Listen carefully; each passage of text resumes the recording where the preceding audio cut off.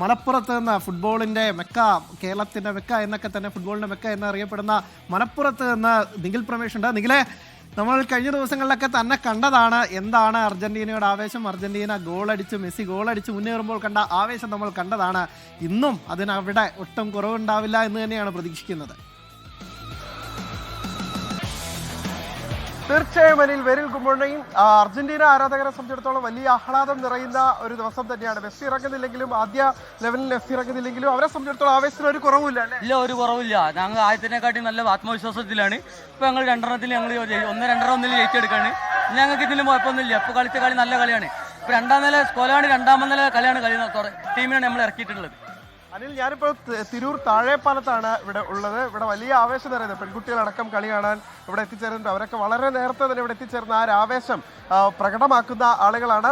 വലിയ ആഹ്ലാദം തന്നെയാണ് നമുക്ക് കാണാൻ കഴിയുന്നത്. മെസ്സിയുടെ ഈ അസാന്നിധ്യം ഉണ്ടെന്നിരിക്കെ പോലും അടുത്ത ഗോൾ അർജന്റീനയിൽ നിന്ന് വീഴുന്നതിന് വേണ്ടിയിട്ട് ഇങ്ങനെ കാത്തിരിക്കുന്ന ഒരു കാഴ്ചയാണ് നമുക്ക് കാണാൻ കഴിയുന്നത്. അത് വീഴുന്ന പക്ഷം നിങ്ങൾ ഏത് ടീമാ? പോർച്ചുഗൽ. എങ്ങനെ ഉണ്ടായിരുന്നു ഇന്നത്തെ ഒരു പറ്റ പോക്കെ? നിരാശയൊക്കെ നല്ലോണുണ്ട്.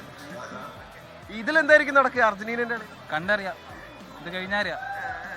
പ്രതീക്ഷയുണ്ടോ? പോർച്ചുഗലാണ് ചെറുതായിട്ട് ഈ കളി വെച്ചാൽ നോക്കില്ല.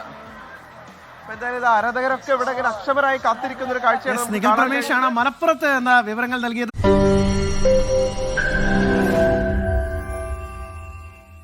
ലോകത്തെവിടെയായാലും ഏത് സമയത്തും 24 വാർത്തകളും ഓഗ്മെന്റഡ് റിയാലിറ്റി പാക്കേജുകളും എക്സ്പ്ലെയിനറുകളും വിശദമായി കാണാൻ ഞങ്ങളുടെ യൂട്യൂബ് ചാനൽ നിങ്ങൾക്ക് സബ്സ്ക്രൈബ് ചെയ്യാം.